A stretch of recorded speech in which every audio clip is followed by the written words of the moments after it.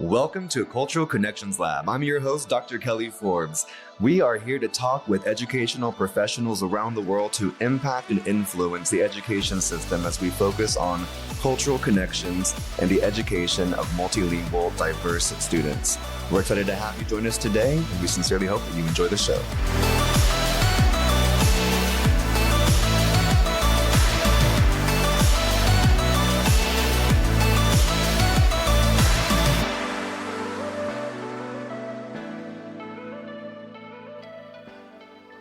Are you ready to take your school district to new heights? Introducing EduSkills, the leading software as a service platform for Title III and multilingual support in education. At EduSkills, we understand the importance of equitable education and empowering multilingual learners to thrive in today's classrooms. Our cutting-edge technology provides school districts across the nation with the tools they need to enhance language acquisition, foster inclusivity, and improve academic outcomes. With seamless implementation and comprehensive support, EduSkills ensures a smooth transition for your district, empowering educators to provide targeted instruction and personalized support. So why wait? Unlock the potential of your school district today with EduSkills.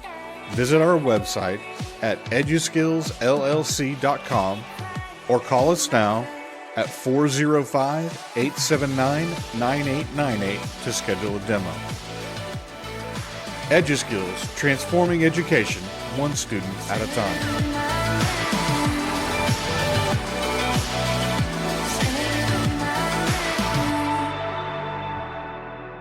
Welcome to another podcast of Cultural Connections Lab. I am your host, Dr. Kelly Forbes, and I am excited to be with a new friend that I am meeting today. Her name is Tracey Morales, and she is proudly from Tulsa, Oklahoma, which I am as well. So way to go and shout out to Tulsa, Oklahoma. Tracey Morales from Tulsa, she has proven a track record in community organizing, family engagement, and student advocacy.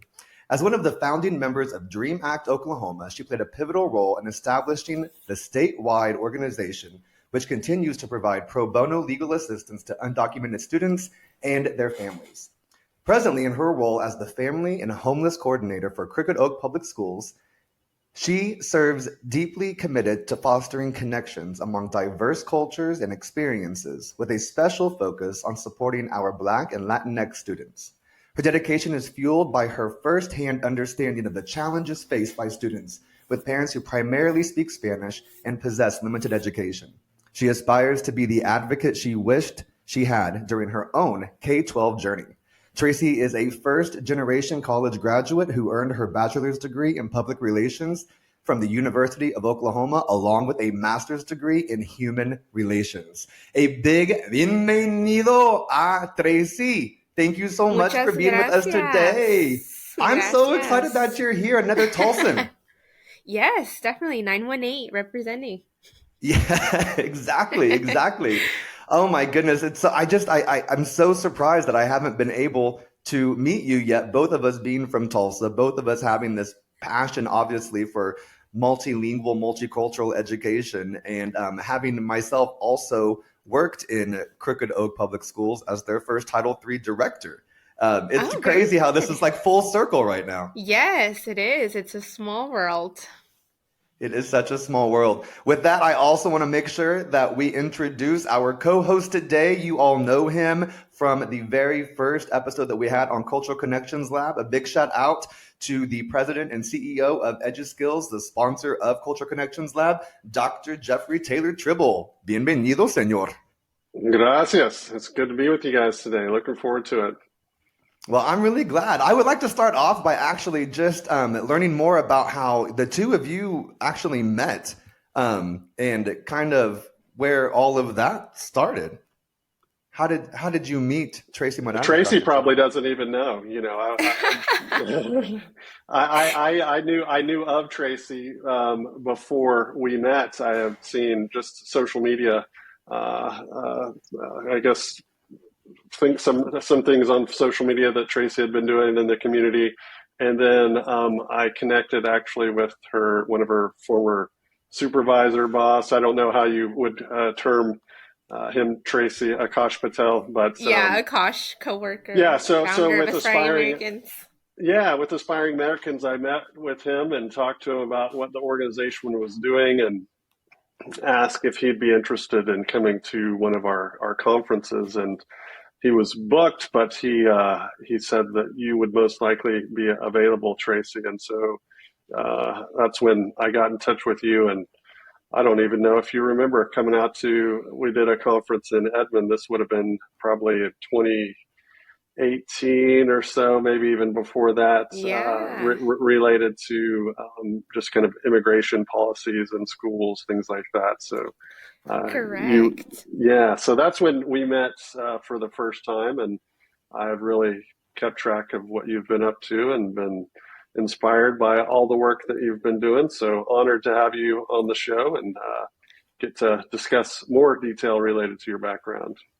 Well, thank you so much always for the opportunities. And yeah, we met through professional development whenever I was doing that, mostly educating teachers on how to assist undocumented students, whether it be recognizing, identifying what undocumented even meant, scholarships, additional financial aid, and a lot of that also, I guess, in 2018 was what we call now that diversity and inclusion.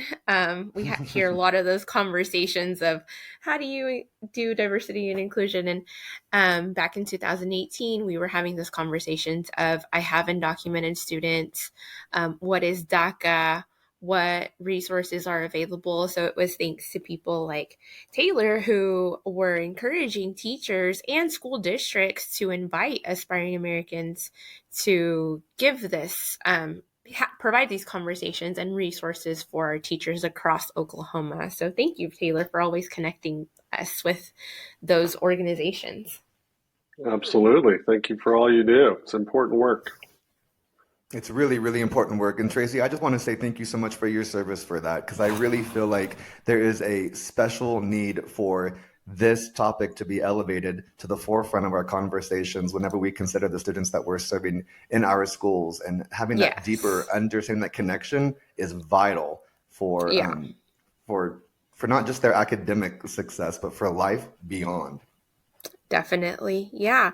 And just from experience, when I came to Cricket Oak Public Schools, and I've been there for 2 years now, then documented populations was not very high, at least from the student component. So I was surprised for the first time because I came in like, okay, I'm ready to, talk about the what an I-10 number is, how to get scholarships. But what I've realized this year, at least, is we've been having conversations at school about voter registration and like know your rights conversations. And some of the students have been saying, hey, Miss Morales, do you who is able to register to vote? And now Mm. through that conversation, that's where we're discovering our undocumented students that we had not recognized Wow. previously. So I had never done it in that manner. It was usually you don't have a driver's license or so it was like the age range of 15, 16, or Hmm. after that once they were seniors trying to fill out FAFSA. But the conversation of are you eligible to register to vote? That was never an outlet that I ever took. But now, I'm taking notes, and that may be a new way to discover within our school districts if a student needs assistance or if they are undocumented or if they even know that they're undocumented. That is a really good point to bring up, because you're right. Depending on the age of the child would give different signals to whether or not if they needed extra support in different areas based on documentation. Yeah. Yeah. So that's good about, because you obviously getting to know your students more, getting to know your families more, and those that you serve help you, unveil some of this to be able to be support Yes. for them. Um, you discussed, I mean, just briefly in your bio, and having gone through and looked at your LinkedIn, you yourself have a very personal experience with this. Um, do you mind sharing a little bit about your personal experiences the role that cultural proficiency or cultural awareness played in this and what brought you to your advocacy today? Yeah, definitely. So, whenever I was at Tulsa Community College, I was given the opportunity to do a lot of activism. And that stemmed from creating the organization Dream Act Oklahoma, which is now called Dream Action Oklahoma, at least in Oklahoma City. So it's in Tulsa and Oklahoma City. And we did a lot of lobbying in Washington, D.C. We did training in Texas, and we partnered with the nonprofit United We Dream. So the people who were in the forefronts who created DACA, who were coming up with proposals on a pathway to citizenship for undocumented students.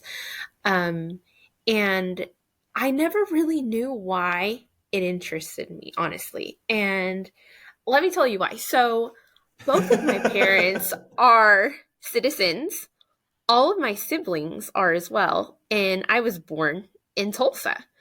Mm-hmm. So I never, had to deal with the fear of my parents or my siblings being deported, um, which I'm grateful for that. So whenever I would tell people that this was kind of like what I was passionate for, sometimes they would ask me, well, what's going to happen to you if you become too bold, right? If you do decide to do a sit-in, if you do decide to get arrested. And I never understood that question. I was like, what do you mean? What's going to happen to me? Um, yeah, in terms of my record, it's probably going to be messed up. But then I realized that they were saying, well, what's going to happen to you if you get deported? And then Mm. I had to clear up that conversation and say, well, I'm not going to get deported because I'm a citizen. And that Yeah, caused there's even an assumption. more confusion, right? Because they were like, well, then why are you so passionate about this? So I You're like, think I why are you really, not? right. Yeah. Like, why do you have to, just because it's not your fight, why do you have to, be so like the correlation there? So I really had to think about it and think about why this was a passion of mine. And I can remember whenever my dad was studying for his citizenship test that we would study together. So I really remember sitting in our living room, which was also our kitchen and also our dining room, all in one area. And because my dad had less than a third grade education, we were on the same level of writing and reading at Mm. this point whenever he was studying for his citizenship exam. So I remember him tracing the letters and not necessarily comprehending what he was learning, but just memorizing, right? So then I remember him taking his citizenship exam and passing. And as I bring that up to my mom, those memories, she tells me that her story when she took her citizenship exam as well, and how she remembers not knowing the answer, but taking a chance and just doing her best, right? And that opportunity was given to her because she went to a church who told her that she may be eligible for the Amnesty Act. So, had my mom not been attending this church that had a person who could provide resources, who knew what was happening within that community and provided her with this information that my mom didn't even know she was eligible for, would I even be in the position that I'm in now? Mm. That's powerful. So, I think that once my mom told me how she began the process of becoming a citizen, I think that's where I recognized that I was able to provide those resources and that assistance to other people as well because someone did that for my parents. I think for me, the biggest takeaway from that story is the power that we have individually to help somebody else by just being willing to help and to listen, to take that time. Yeah, I yeah, mean, it I changes the whole agree. trajectory of your parents' life and then therefore yours. That's really Yes. inspirational. Yes, definitely. And Do you mind, Tracy, to kind of emphasizing or discussing? I remember a couple of years ago, you came to a conference and you were just talking about the influence of your mother and your parents and kind of how they impacted you in your younger years. So do you mind discussing a little bit about that, like what it was like going to school and some of the challenges that you faced and how your family and your mother helped you through some of those times? yeah, so and these are the stories that I recognize, those kind of hidden lines as an adult now.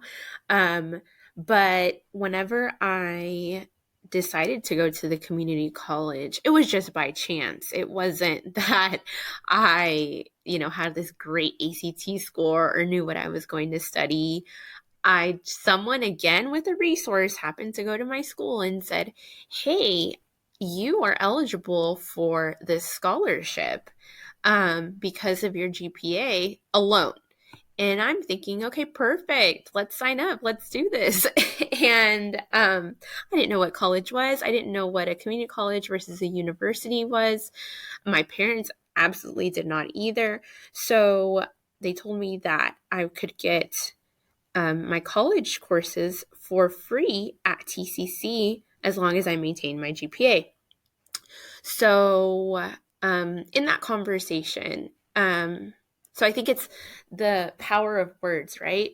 And also the power of education, because in this same meeting, they told me that I was eligible for this scholarship because of all of the things that I was not, right? Um, Mm. So, because you don't have anyone who's been to college, because Mm. of your school district, because of your neighborhood, and basically telling me like I was incapable, stats show that you're not going to make it. Stats show that you're going to drop out. Stats show that XYZ. So everything that the world was already telling me that I wasn't able to do, right? But Mm. because I had rarely heard that I could or what I was capable of, I just agreed with this person. And I said, you know what? You are probably right, because no one has ever told me that I could go to college. This is the first time. You're telling me that I may not make it, which is why you're here to help me. Um, so I go home, I tell my parents that I'm going to college, and my parents say, absolutely not. You are not going to college. And I'm wondering why. And my dad looked me in the face and said, why would someone give you something for free for doing what you're supposed to be doing? Hmm. So he was basically saying that I'm supposed to get good grades. Why would someone reward me for the reason why I'm going to school? Um, so because he was not from the United States, he wasn't used to having those opportunities, right? In Mexico Mm. no se dan esas oportunidades.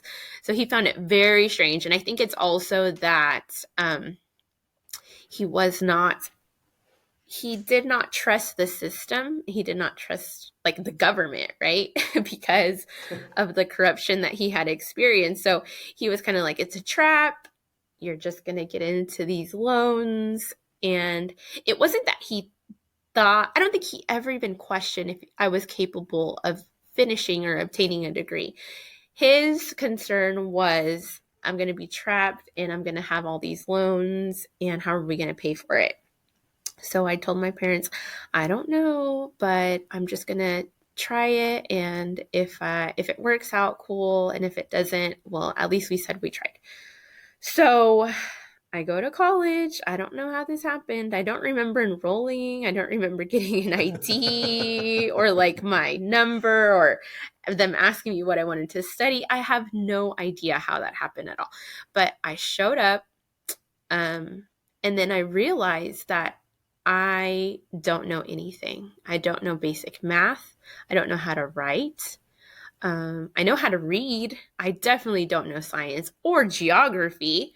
So I'm taking not my basics, but my, oh man, I can't even remember what they're called. The things you take before the remedial courses. Okay. Yeah. So I'm going to college to take remedial courses. And even those were so challenging for me. And that's when I knew there's no way that I'm going to be able to do this. I saw my friends dropping out. The all three of us that decided to go to TCC, two of them dropped out, and I remember going to a carne asada, and all my family was there, and they were so excited to see me because they thought that I was going to college, and they're watching the music videos, and they're like, "Oh, that's what Tracey's probably doing, like partying and going to." Like the frat houses and the sororities and, having the best time of her life. And that's not what I was doing. I was a commuter student and I would go to campus, take a class, and drive back home, not know how to do my homework. So then my niece tells me at that party, "Hey, so how's college?" And that was the moment that I really told myself, like, man, I already told everyone, I can't stop now. Um, Although I had already told my mom that I was going to drop out. And my mom's response was, "That's perfectly fine. You tried it. There's no one that I can ask to help you. So if this is as far as you've come, that's okay with me." So she wasn't belittling me. She was telling me that she did not know how to help me. But because I had told my family members that I was in college, I felt like I could not give up. So the same niece who asked me how I was doing in college, fast forward years later, she graduated from OU as well with her teaching degree. So now she's a teacher at Union Public Schools. Amazing. That that's a lot to unpack. That is Yeah. a definite different process. Um, I remember I remember growing up, like there was no question about like my Mm. grandparents. My grandparents were the ones that were constantly pushing me to after high school, you're going to go to college. And for a long time, I didn't think that people didn't go.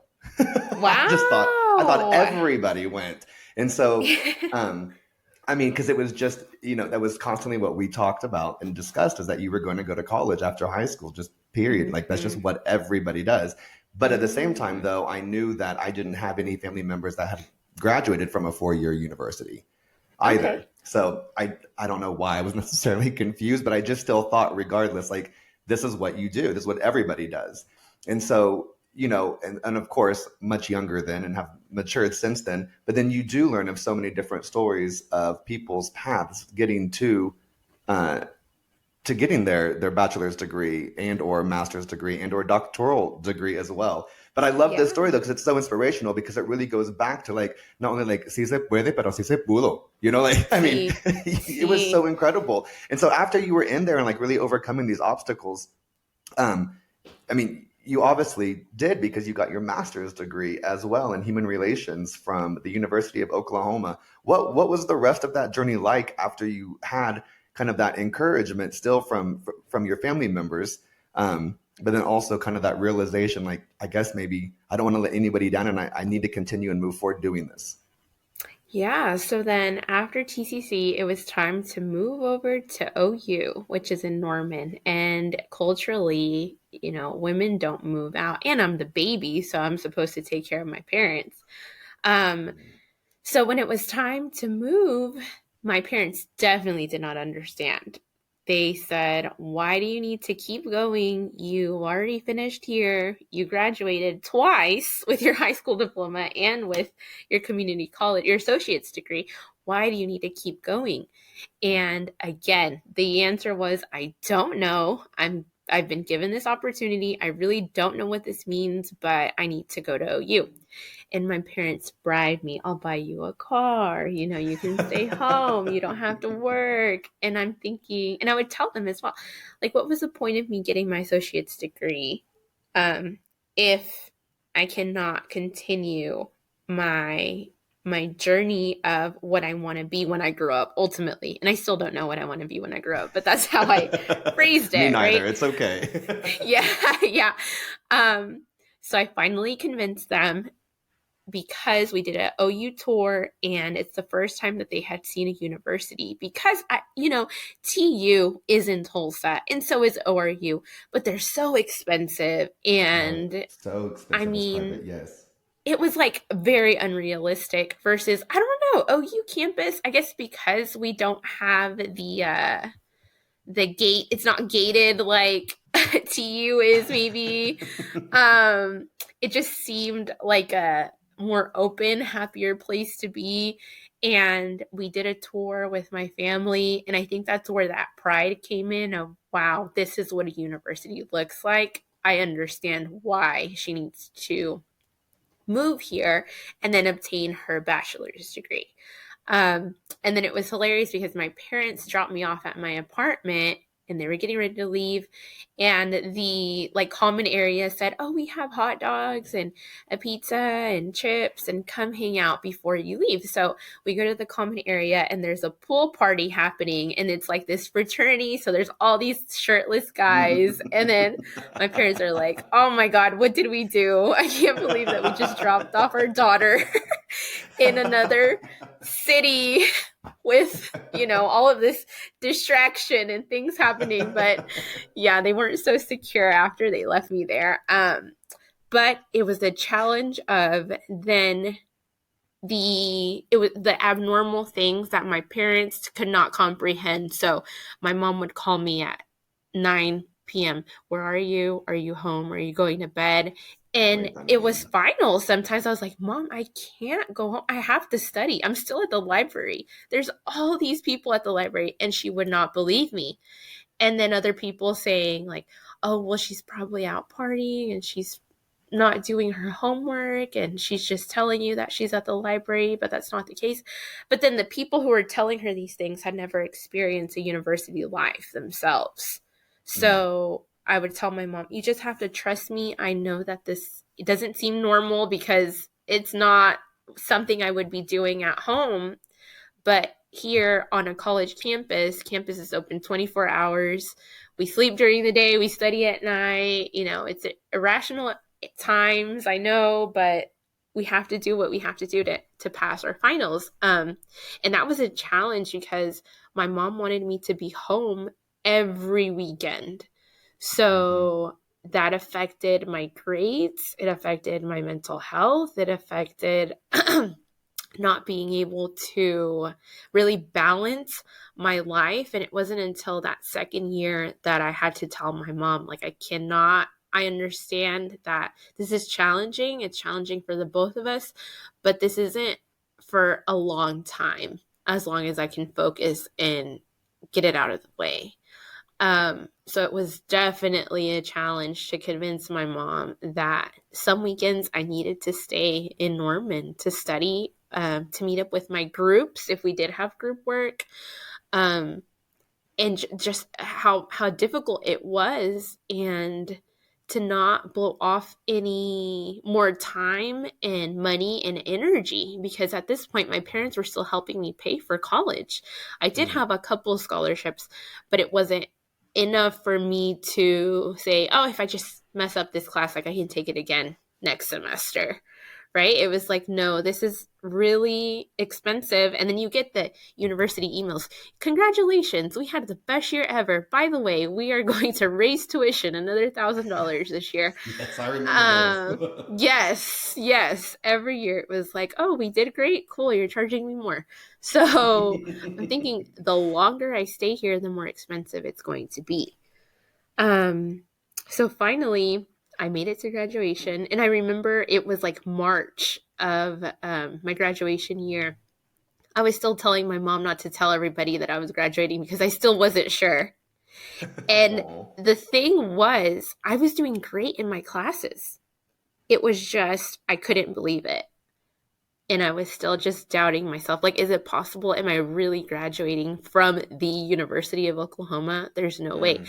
So come April comes around, oh, what are we doing for your graduation? We're going to tell everybody. And I'm just like, Mom, no, don't tell anybody. Please, please. Because I just could not believe it. There was no reason for me to even be afraid that I was going to graduate because it was going to happen. I just could not convince myself. I think until like graduation day, it finally hit me. And even then I was still afraid. I was like, no, there's no way. I need to check my grades. I don't think I did it. I may need to come back. So yeah, it was just my husband and I think back at when we were at OU and how challenging it was. And sometimes we still can't believe that we got our bachelor's degrees. That's so incredible. You had that inner saboteur though, really attacking you and not letting yourself believe that you were really going to accomplish this. Yes, And you yes. sound much more responsible than most students. I think your mother had reason to be concerned. Did you ever, do you know about the bar in Norman called the library?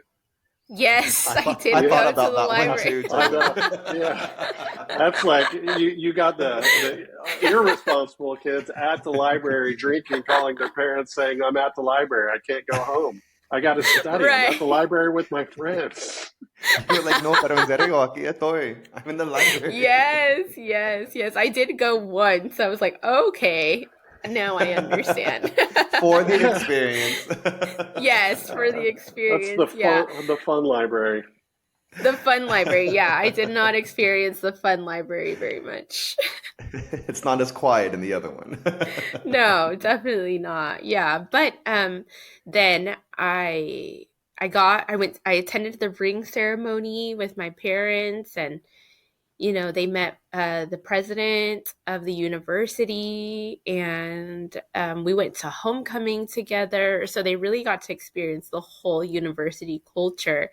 And after my graduation ceremony, my dad, as we were taking a photo, he asked me when I was going to get my master's degree. And I don't know how Mm. he knew what that was, but my dad was the one who challenged me to continue. And when he was the one after, the first one at the community college level, he was like, no, you're not going. And then moving to Norman, bachelor's degree, he was like, no, there's no need. And then to graduate with my bachelor's degree and for him to ask me when I was getting my master's degree, that was powerful. Wow. What an awesome gift though, because of your intrinsic like motivation and your dedication to this. Like you allowed them to also have just this unforgettable experience of not just understanding like what that process looks like and how valuable this is going to be for you, but to have your parents get to see their youngest daughter just shine and be so successful. It's really, really inspiring. Um, and I'm just so excited to hear this story. And as I hear you explaining this, I can't help but consider other counselors that are in the pre-K 12 system or even in college or community colleges, rather, universities, et cetera, having students come in because as you were telling this entire story from the beginning, like you just recapped and explained with how your mom and dad felt about this from the beginning and moving all the way through, and about wanting you to be there on the weekends, and you were the youngest daughter, and you've already done this, so why go? There are cultural components and connections to that. Um, Yes. what are those for our listeners? So if I am a counselor or in the pre-K 12 system or helping students in community colleges or university, what should I know about like your specific story and those cultural connections that were happening that you were combating between the life that you were living as a university student, but also still wanting to be so integrated into your family because I know how important that is, especially in the Hispanic Latinx culture. Familia, altamente importante, ¿verdad? It's not like, Sí. everyone expects us to like, ya mudarnos and we're just out at 18. It's very, very Right. different. And that's what I really love. And it's one of the components that I just really love and appreciate about the Hispanic Latinx culture is like la importancia de la familia. And I think it's so important to remember that. But what are those cultural components that you were dealing with through that process? If I might jump in and just kind of add to additional question that I think ties in also, Tracy, if you could, Sure. just for listeners, I think you have a very powerful story, and you've really focused on discussing, from end of high school on. And I think Kelly has alluded to this some, just kind of to highlight your experience before that time, growing up as a child, and clearly you have motivation, intrinsic motivation, but just as Kelly has mentioned, your story is so inspirational, and I think that to leave out that K through 12 experience would be a disservice to the listeners. So in light of what Kelly's talking about with your counselors, but also your teachers, like who had the impact, and what kind of encouragement might you be able to give to others that are in the K-12 system now that have a similar background to yours? Yeah. Thank you for the questions. So, this is my first time working in the K through 12 area. And now that I am in the field, I think back of the type of student I was in K through 12 and what better methods could have been implemented for me and my family. And a lot of that is cultural. So I know that we talk a lot about this attendance component, right? Like lack of attendance, so many truancies. And listen, I was that student. I was. And let me tell you why. Because my mom worked night shifts. So my mom worked from 3 p.m. to 1 in the morning. So I would get on the bus. I would get in the bus in the morning, come home, and then if I was lucky, if the bus was on time, I could say goodbye to my mom.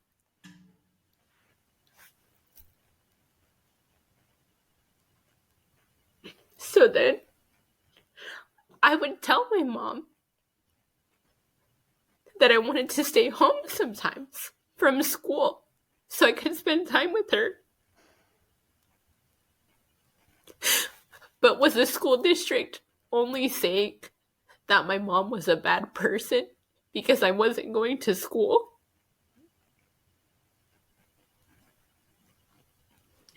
Because for me and for my mom, it was important to have that time together that I needed to make my day better the next day. But was I being punished for the wrong reasons, right? So I think that's why I take my role so important.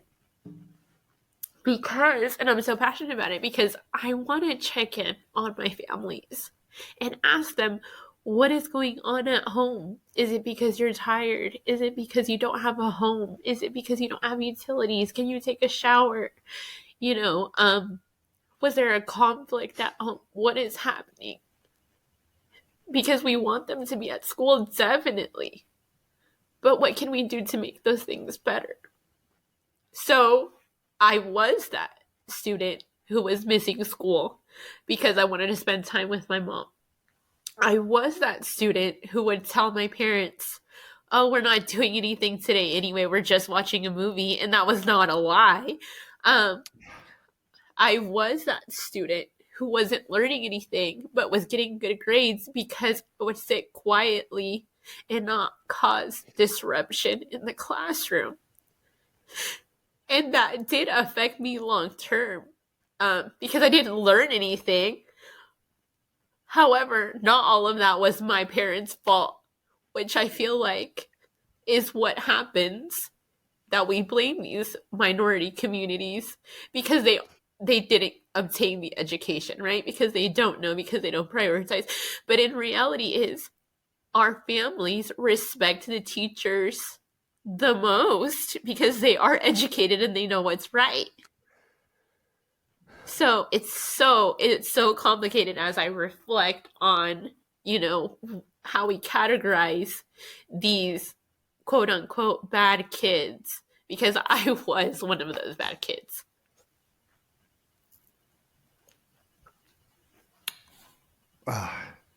Ya me tienes. Goodness.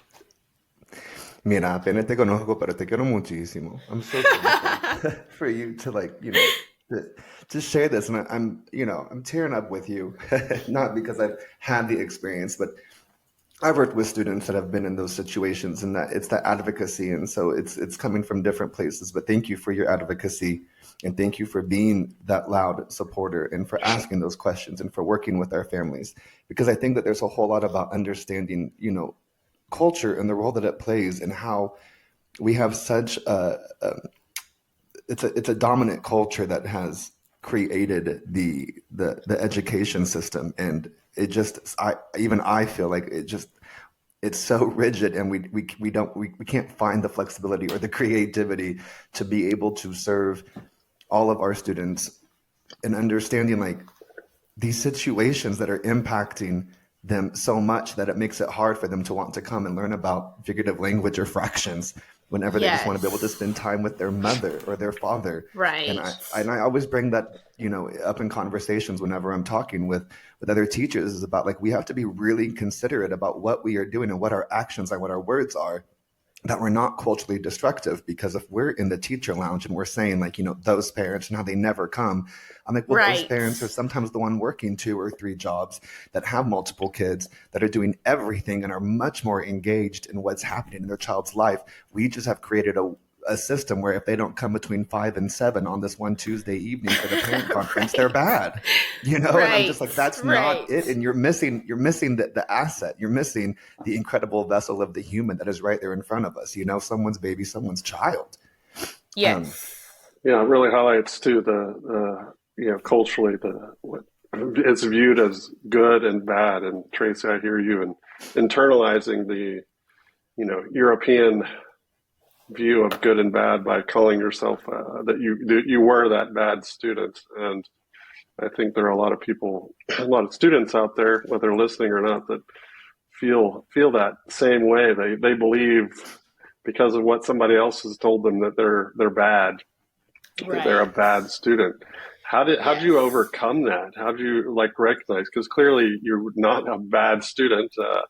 You were just internalized what people were telling you. You're obviously a good person, and you've been successful and made it all the way through, achieved your master's. So I think just really powerful story. At what point did you recognize that you have it in you to be even to be the good student in the eyes of kind of European culture? Yeah, so being the good student meant not speaking out, meant trying to be like the teacher's pet. And I guess back in the day, whenever they didn't have all the announcements like they do now, it meant the teacher writing a note and sending it to the office, or writing a note and sending it to the other teacher. Pretexting time, I guess, if you can say. But it was just basically, because honestly, it wasn't the rigor. It was not, it's that she's so good at this, at writing essays, or she's so good at reading, or any of those things. I guess it was just staying out of the teacher's way and being the helper. But it was never learning. It was never, she's gonna make it, or she's gonna go beyond high school. Like, that was never the conversation. I never heard that ever anywhere.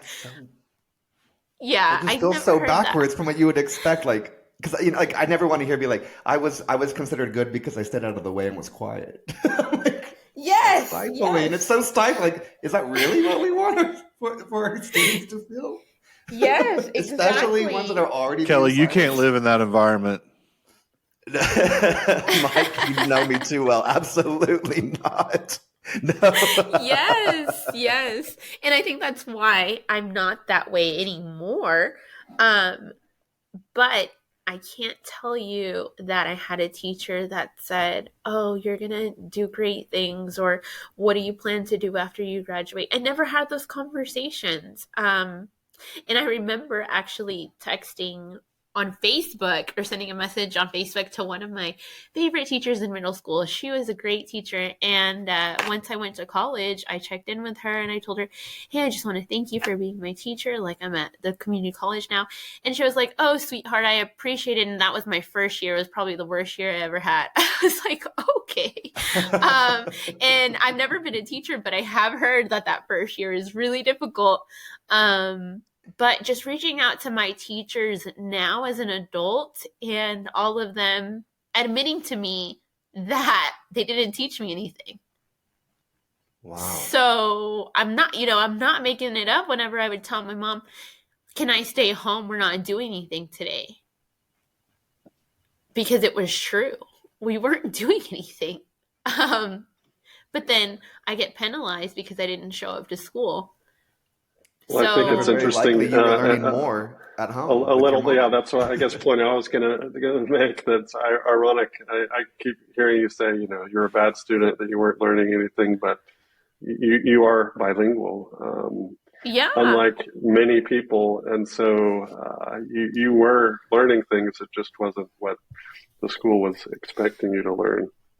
Correct. And when I was with my mom, I would go to doctor's appointments with her. So then I was translating. We would go pay the bills together. We were always doing that because she was always busy. We would go to the bank. We would go directly to, the Cox place to go pay for internet, or not the internet. I'm sorry. We did not have internet. The TV.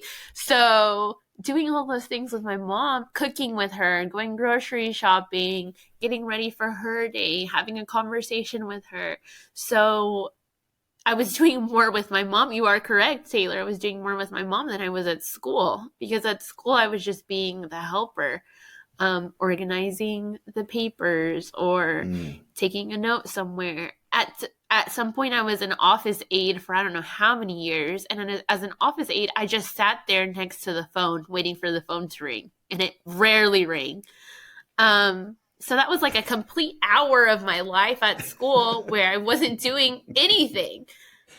So I think your emotional intelligence is sky high, regardless of how well you did in school. And I think that, for one, has carried you a long way. But I mean, it's so incredible to hear your story. I'm just curious, like what motivated you to keep going without teachers or sometimes even your family? Like, it seems like kind of did it all on your own, like pulled, as they say, pulled yourself up by your bootstraps, and you kind of made it happen for yourself. What motivated you to keep going?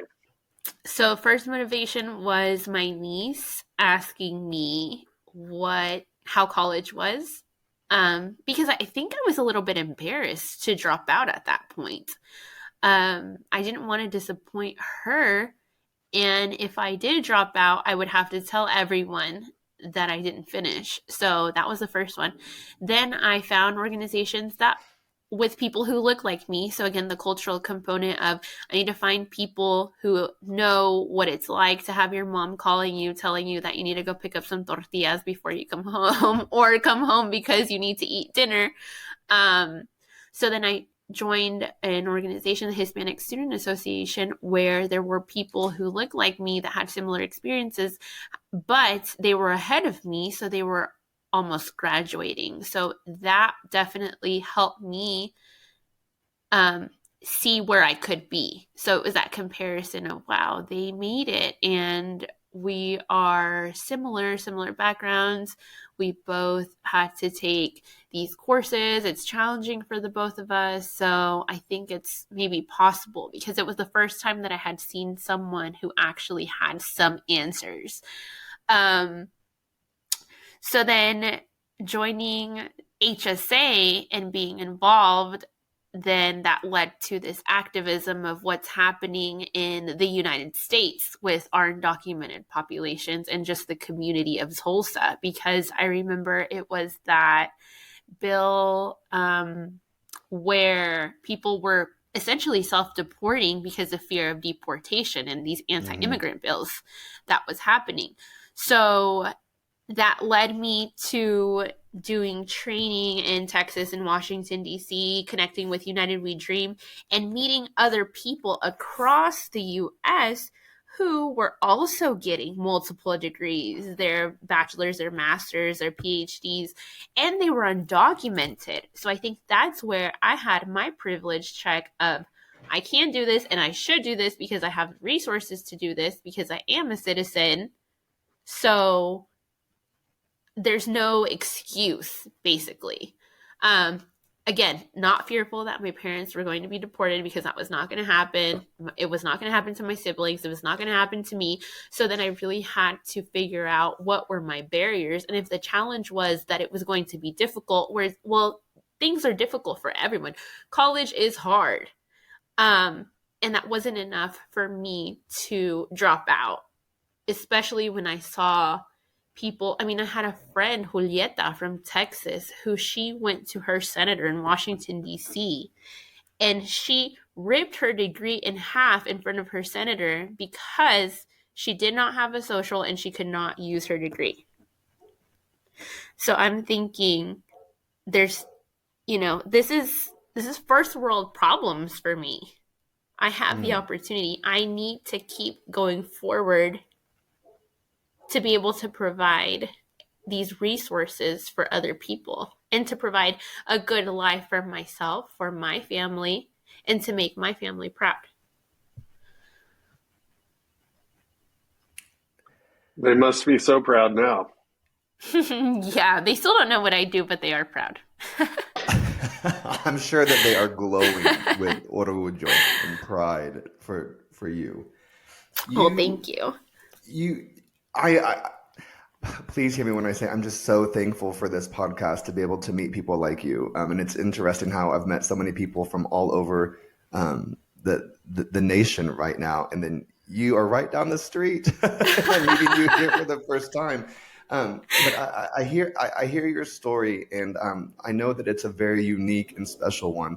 But I know that it's also very similar, and there's a lot of comparisons and just similarities that other people experience. And hearing about your parents being involved and engaged in what's going on in school, and considering everything that you've shared so far, and also in your current role, what do you do that you feel like are some really amazing, great practices for engaging your families, or for communicating with them, that someone else hearing this in your role, or even not just an educator in general, could take and adopt themselves and implement to help support their families, documented or not?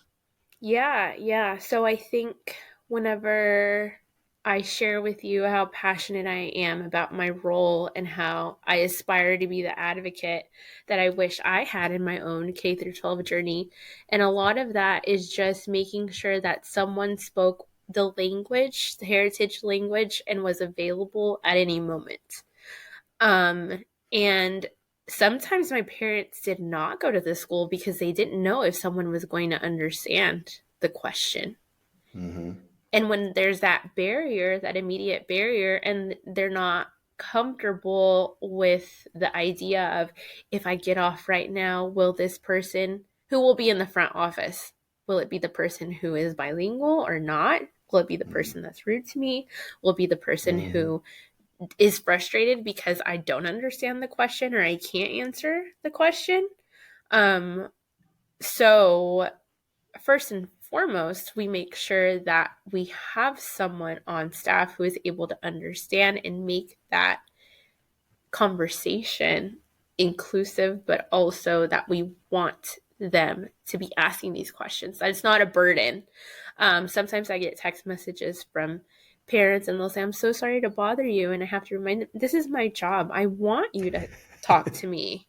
I want you to question something that you were not pleased with, whether it be disciplinary or it just wasn't enough information.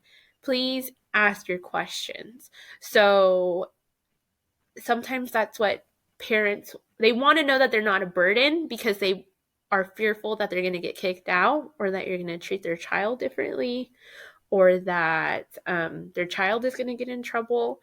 So I think if my parents had, if they knew that there was someone on campus whenever I was in K through 12 that was going to understand them, I think that they would have been a little more involved. And I say that because my two older siblings, they were constantly in trouble all of the time.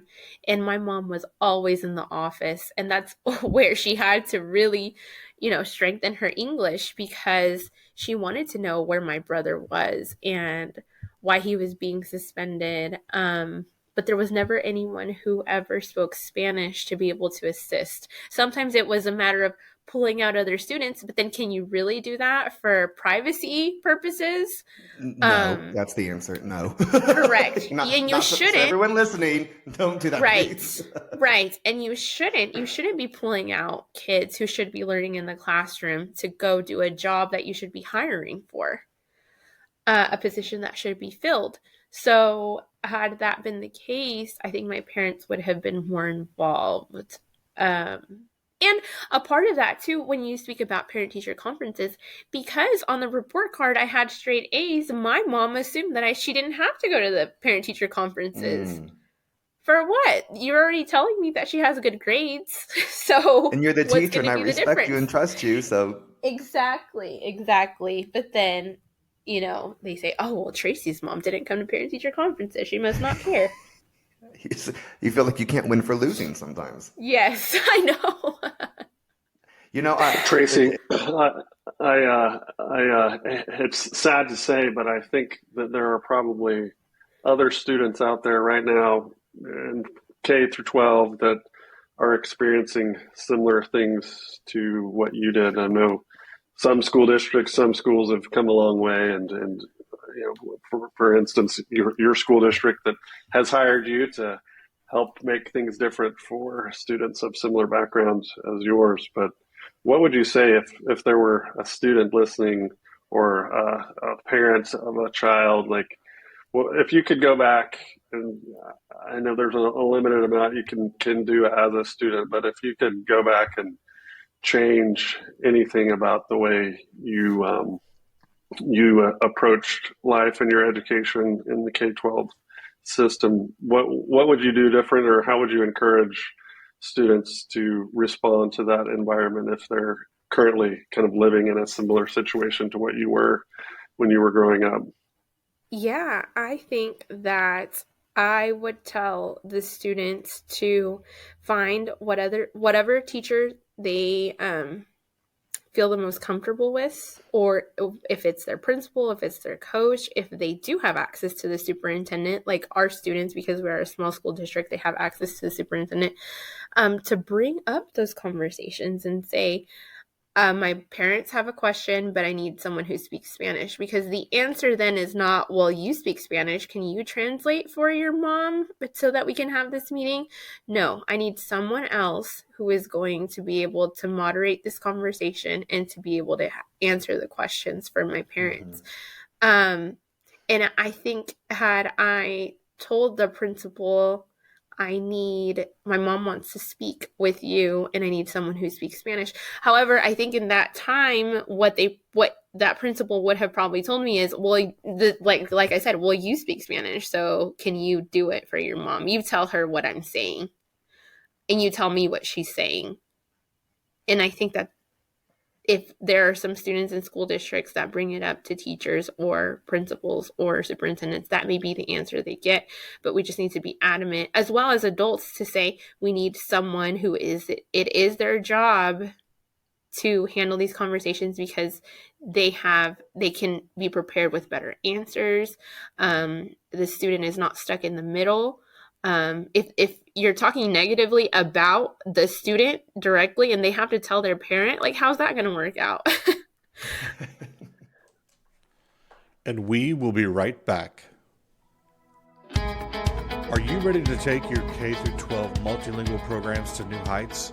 Look no further than the experts at Kelly B's Consulting. We're not just consultants, we're partners in education with a passion for empowering students and enriching your classrooms. At Kelly B's Consulting, we understand the unique cultural and linguistic needs of your diverse student population. Our team of experienced educators will work alongside you, tailoring strategies that transform your multilingual programs. Don't miss out on this opportunity. Visit www.kellybeesconsultingllc.com today to learn more and schedule your consultation. Kelly Bees Consulting, shaping the future of K-12 multilingual education across the nation. Your success is our commitment. Contact us now and let's start building a brighter tomorrow together. And now, back to the show. So thinking about, you in your school district, students might have the opportunity, or in other districts in metro area might have the opportunity to go ask for somebody that speaks Spanish to help with translation interpretation instead of making the student do that.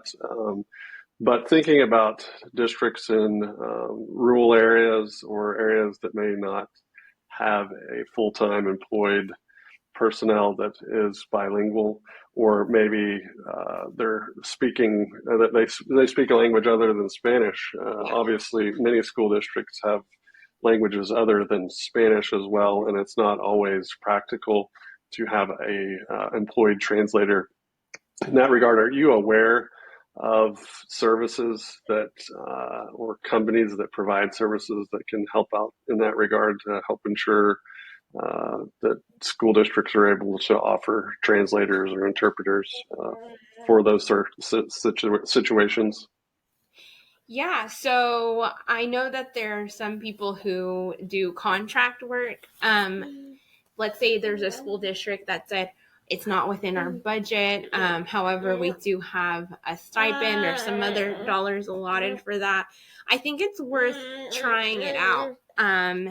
Because if you allot, a day or one day of the week, or let's say one entire week or a month or whatever you can basically afford, then you are telling the families and your demographics that you value their input, you value their language, and that you want them to show up to campus for events if possible. And I think that alone speaks volumes to where a parent would say, I'm going to go on another day because I'm not able to go on this Wednesday when they have a translator, or I'm going to make sure that I ask off from work that day to show up, because they see that you are trying to be inclusive and that you value their language. And sometimes it is intimidating because I hear that component of, well, we're just not going to understand what they're saying, so that's why we don't offer these services. But in this day and age, whenever we have so many bilingual students, multilingual students, it's something that we need to be investing in for the better of our kids. How many resources or dollars do we get per child that is bilingual, and are we using those funds to then help their families as well? So I think we may need to restructure or reorganize what we're investing in and where we can be investing in if we really want the buy-in from our families.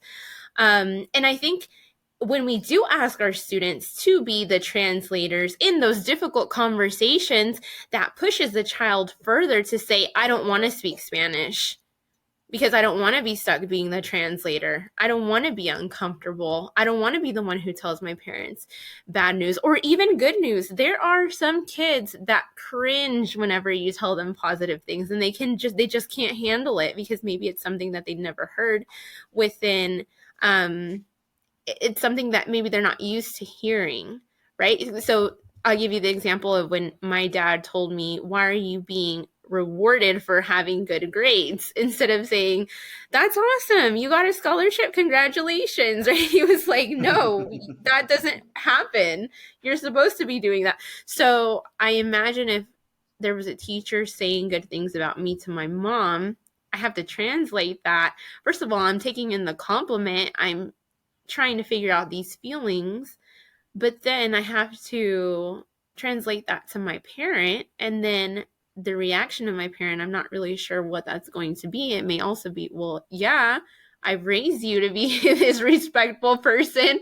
And that's not fair for the child to be stuck in the middle of those conversations. That's so true, and a whole lot of districts sometimes don't have the resources that are required for like we were talking about communication and availability are so important, and that would have Yes. helped your parents and parents that we are able to join in this education system today, that they're not able to be as involved if we don't have that communication and we don't have that availability. And so with that, I also, just for the listeners, I want to bring to your attention that if you need any support in trying to leverage this on a legal side, that with the U.S. Department of Justice, the Civil Rights Division, as well as the U.S. Department of Education, the Office for Civil Rights Division, that there is a fact sheet for information. I don't love this term, but it's what it's called: information for limited English proficient parents and guardians, Okay. and for schools and school districts that communicate with them. And it reminds us that yes, schools must communicate information in a language in which they can understand that is reasonable. Spanish is very reasonable, for example, Yeah. along with some other languages. But those are things like registration and enrollment, Yes. language assistance programs, report cards, student discipline policies, gifted and talented programs, grievances procedures, et cetera. There's so much, parent teacher conferences, right? And that Yes. we have that legal requirement, but it's also a moral imperative, I Right. believe. Yeah. Disability hearings. I mean, so many things that are. Hmm. But then you also, some people may say, well, we can just put it in Google and then translate it and then post it or put it on our website. And sometimes, especially in K through 12, we use these academic terms that are not easily translated. I mean, the other day we were talking to students, and sometimes, because my office is inside of the high school, I'll invite some of the students to come, and I ask them, what's the best way to say this to where your parents are going to understand? We were having a conversation about early release the other day. How do you say early release? What does early release mean? And most of the time you have to explain what early release is, why, and whereas for someone who only speaks English, maybe like, that makes sense. Early release. What did you get from early release? Early release from what? Right? So then that's why they're like, well, you can't just put it in Google Translate. No, because our parents have never heard something like this before, especially our new ones, pre-K, kindergarten, who have never, if it's their first child, they're not sure what this means. So having that view and perception of, take it from a parent who maybe didn't go to school themselves, and that's not always the case, but even if they did go to school, our system in the United States is completely different than those of other countries. So they may be educated, they just don't understand our system here. But yeah, it's just the complexity of some things that we're having a Title I meeting, we're having a meeting on professional development, all of those things that parents may not understand. You're right. I mean, even if the translation is absolutely perfect, sometimes the conceptualization of it isn't there, just because my background and my experience and my education system is just vastly different from the way it's conducted here, perhaps. Yes. Yes. I am a school nerd. I love it. I watch board meetings, even if it's not in the district where I work. But I was watching a board meeting last night, and I made the comment to my partner. I said, what's interesting is that every time I watch a board meeting or go to a board meeting or anything, there's never a need for an interpreter, because no Mm-hmm. one, so sometimes it's like those questions like, who's not here? And I just Mm-hmm. think it's really interesting. So, but I mean, so just back to your point, out of all of these different types of meetings that we have, whether it be a board meeting, and there's opportunities for public comment, that there's not, some of those voices are just not heard. And I just think it's so important, again, to remember that like there is so much that we can do with family engagement, but really that piece of communication and making sure that there are pathways to have open, and two-sided conversations where we're really Yes. listening and not just speaking to people, I think is so important as well. Yes. Yes, definitely. And just to know that their language is valued really goes a long way. Exactly. And so back to your point about Google Translate, we would never want to send out information in poor English because it's an academic setting. So we don't want to do that in Spanish either. Plus, you Yeah. want to value that language and that culture. And Yeah. I was in a school not too long ago. And they did so much to make sure that they had a lot of information in both languages, in English and in Spanish. And as I was walking through the school, they had meet the teacher, and so I saw these signs up, and it said, like meet Miss Morales, right? And Uh-huh. then in Uh-huh. Spanish it said satisfacer Senora Uh, Morales, because see. of that, because like to satisfy, Mm-hmm. like to meet the requirement or to Yeah. satisfy, I was like, like Uh, satisfy Miss Morales is not the same as meet Miss Morales. And so you got to be Uh-huh. careful about like Right. what is that context there. And so Right. yeah, con cuidado con Google Translate, y'all. Just be Sí, careful. sí, sí. No se confíen. Yeah. We had a coach who he got new bats for his team, his softball team, and he was going to talk about how they were awarded this grant and they received new equipment, which included bats. And then in Google Translate, it said that agarraron nuevos murciélagos. So, like the animal, right? The So, flying bats. uh huh. Yeah. Again. And then he was like, oh, I didn't realize how complicated this was. I said, yeah, it literally translated to the animal, not to the equipment for softball. I think too, There's a big though, I would difference. say it's important when people in districts hear this not to think that. I think you could go to the opposite extreme of that they be worried that they're not going to get it right, so they don't try at all. Mm-hmm. So I think it's good, definitely important to heighten the awareness and for people to know that Google Translate or Chat GPT is not the answer, Yeah. uh, but that also there are limitations, and giving it your best effort is better than nothing. Yeah, I agree. I wanted to circle back around to a little bit of what we talked about in the beginning, just because I feel like you do have a lot of great experience and understanding with this, and that maybe this can help somebody else. But I, helping students after pre-K through 12 and going for their higher education in the Tulsa community specifically, and there might be other communities out there in the nation where Tulsa is very unique in the aspect that it does have Oral Roberts University. It does have Tulsa Community College. There is also the University of Tulsa, but there are no public universities within the Tulsa metropolitan area. Those are more in different areas of the state, and most specifically in the Oklahoma City metropolitan area. Tulsa also has Tulsa Higher Education Consortium that helps students going from their pre-K through 12 classrooms to community college and helps follow them and then getting them from their associates to a bachelor's degree in another university. Do you have any background knowledge with that you might be able to share that would be a good support for people who are in similar situations, and maybe most specifically for those in the Tulsa area here in Oklahoma? Yeah, so I sometimes feel bad for not moving back to Tulsa because Tulsa needs a lot of work and a lot of Ay, yo también, support. mi amor. We always talk about that, yes. Yeah, yeah, okay, so it's not just me. It's not just you. It's Yes, our hearts are there, I get it. me. Uh-huh. Yeah, But I want you here. Oklahoma City needs it too.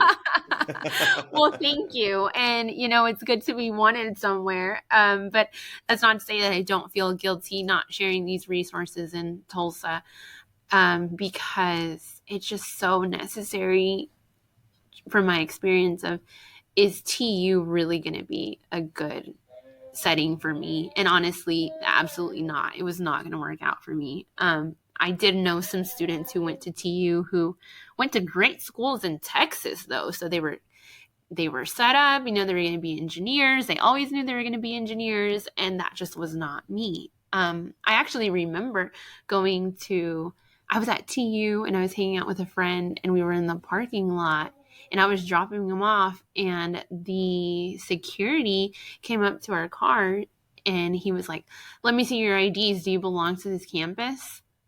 And I just freaked out. And he did go to TU. So he was like, "Yeah, we're students here." He's like, "Well, let me see your IDs." And then I feel like I just froze. And he said, "Well, hers is in her apartment, but here's mine."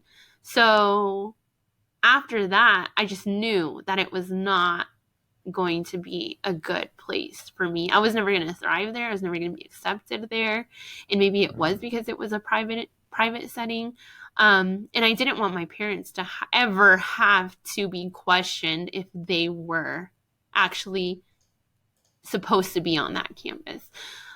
So in terms of like resources and things that are happening in Tulsa, I do not know. The last time I know that was when Tulsa was inviting Akash and I to do professional development in Tulsa to their, to Tulsa Public Schools, and other surrounding areas like Broken Arrow. But besides that, I really don't know of resources. Out of curiosity, what is the current status of aspiring Americans? I know Akash is like lives in DC now, so what's happening with? Yeah. So after I left Aspiring Americans, I know that um, they had assigned a new person through Scissortail, but then I think Scissortail shut down or something, or they didn't have funding anymore. So Aspiring Americans essentially does not exist from my understanding.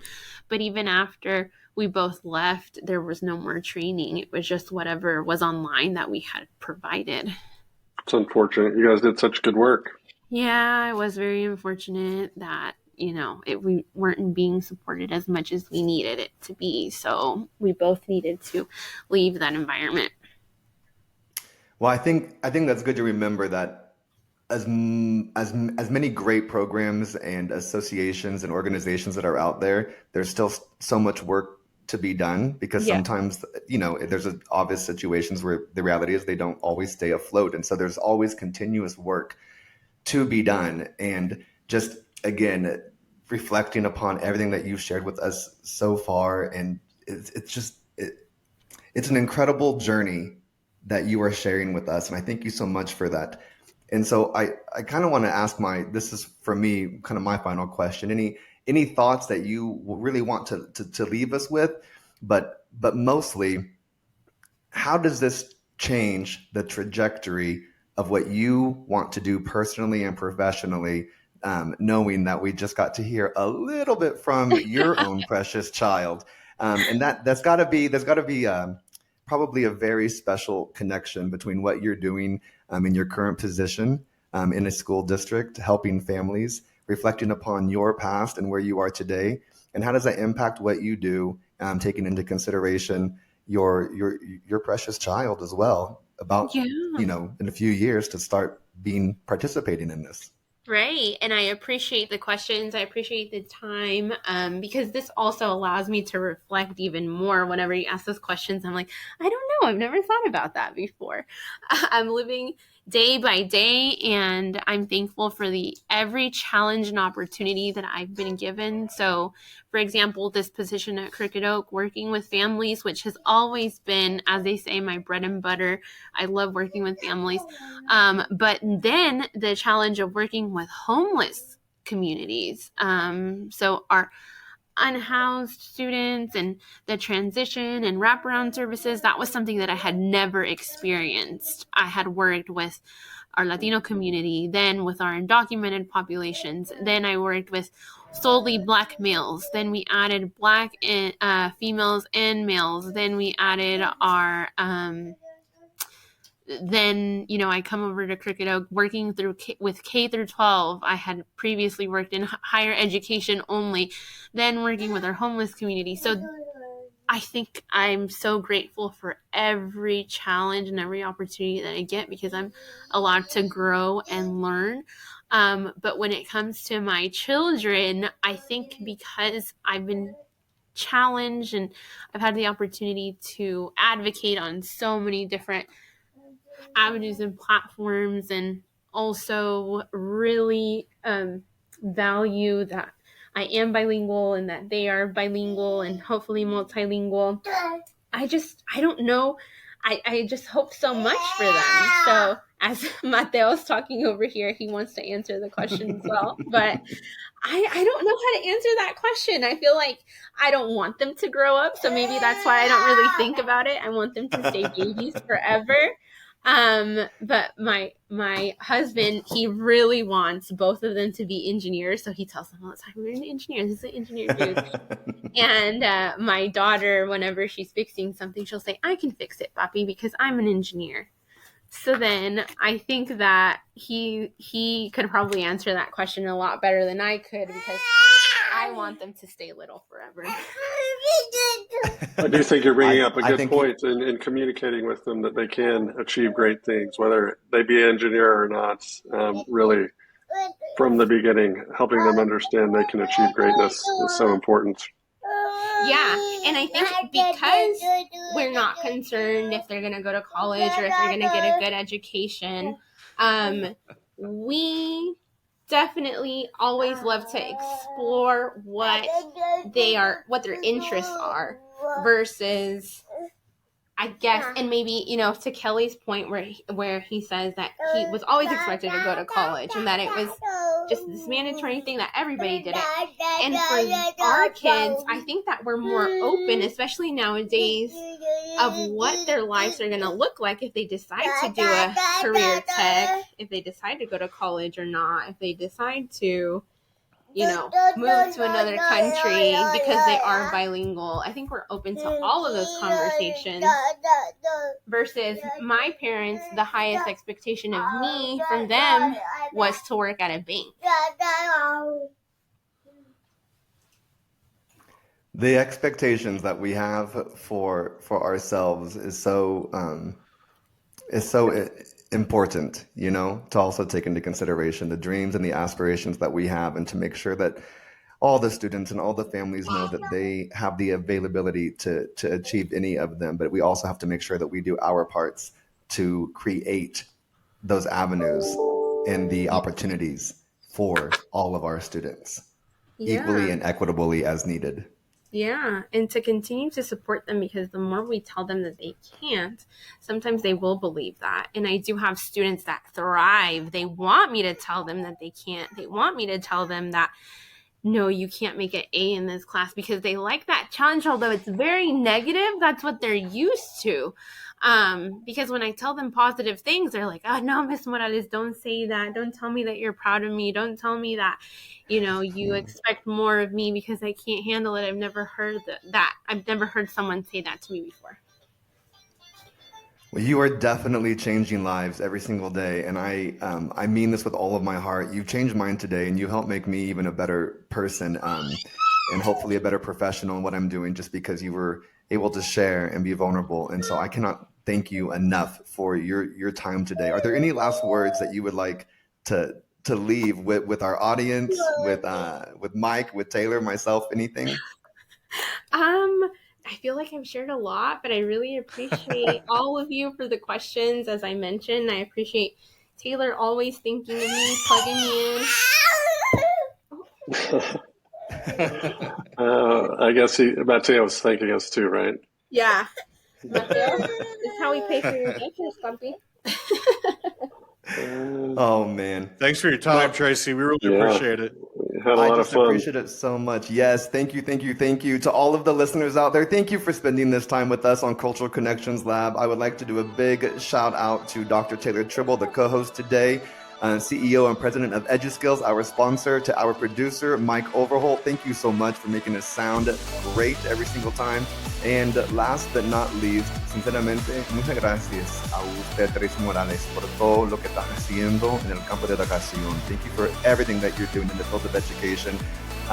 We have learned so much from you, and we're better because of it. So thank you so much to everyone. I hope that you have a great rest of your day wherever you are. And remember, we love you. Adios. Muchas gracias. Adios. Thank you.